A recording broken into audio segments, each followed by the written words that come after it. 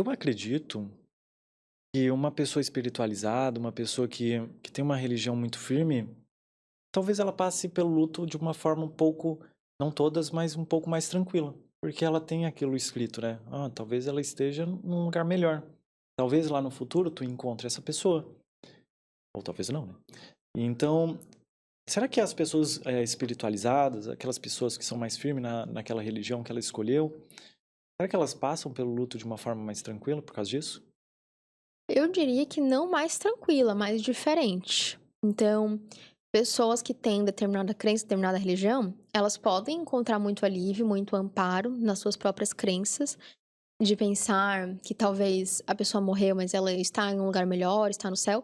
Mas como eu falei, talvez se dentro do sistema religioso dela, a pessoa não estivesse totalmente seguindo os dogmas, as crenças, e eu tenha a mínima ideia de que essa pessoa pode estar em um lugar pior, no inferno, né, digamos Uhum. assim, levando em conta o cristianismo, que eu acho que é o mais forte aqui no Brasil, talvez isso traga ainda mais sofrimento, de pensar que a pessoa que eu amo pode não estar no lugar bom, mas no lugar pior.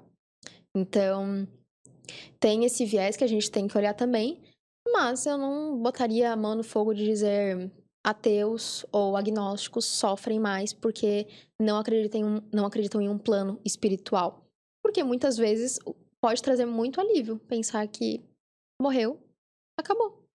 O sofrimento acabou, não vai mais ter outra vida, outro plano. A pessoa ela fez tudo que tinha pra fazer e simplesmente terminou a sua missão. Isso também, de certa forma, pode trazer muito alívio.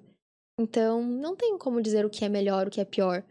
Muitas pessoas começam também a duvidar das próprias crenças depois que encaram a morte de frente, e isso é outra questão que a gente tem que olhar. Ou tem muitas pessoas que nunca acreditaram em nada, se deparam com a morte e começam a investir em alguma religiosidade. Então, é algo que caminha muito junto nos processos de luto, mas não tem como dizer o que que é melhor, o que que é pior.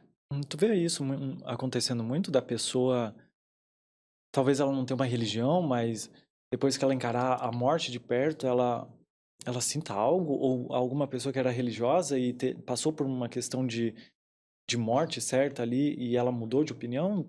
Tu já viu isso já? Eu já vi, na minha prática clínica, muitos sentidos de a pessoa ter uma religião, o filho ter uma morte violenta ou um acidente, e a pessoa sentir raiva de Deus, que não achou justo. Então, ao mesmo tempo que a pessoa já sente a dor do luto, que é uma dor latente, e que nós conseguimos entender, ela ainda tem uma raiva espiritual e ao mesmo tempo ela se sente mal por estar com raiva de Deus, porque ela se pergunta: "Ah, mas Deus sabe de tudo, então como eu posso duvidar?". E ela tem isso racional, mas emocionalmente ela sente raiva, então ela tem que elaborar muitas coisas. E talvez ela não tenha o apoio necessário, porque daí as pessoas vão olhar para os questionamentos que ela tem e simplesmente falar: "Ah, Deus sabe de tudo, ele sabe o que faz, mas isso não apaga a dor, não me dá respostas e só me deixa mais inquieta". Então tem muito julgamento. É importante que a pessoa ela olhe para o que ela acredita, talvez procure ajudas dentro da religião dela, que respondam às suas questões e ver se ela quer continuar. Porque às vezes ela vai rever no que ela acredita, às vezes vai fazer mais sentido ainda, e às vezes não. Entendi. A gente entrou na questão espiritual, né? Eu acho isso bem bacana, né? A parte de espiritualidade com a parte de sentir os mortos, né? Será que a gente sentir que alguém que morreu está perto da gente é espiritual ou é só algo relacionado ao próprio luto? A nossa cabeça criando ideias, a nossa cabeça criando viés de confirmação, a gente olhar para alguma coisa e ver aquilo, tipo a pareidolia, né? Que a gente vê formatos nas nuvens, né? Então talvez isso seja respondido através do luto, ou pode ser até um pouco mais espiritual, mas eu acredito que talvez seja um pouco.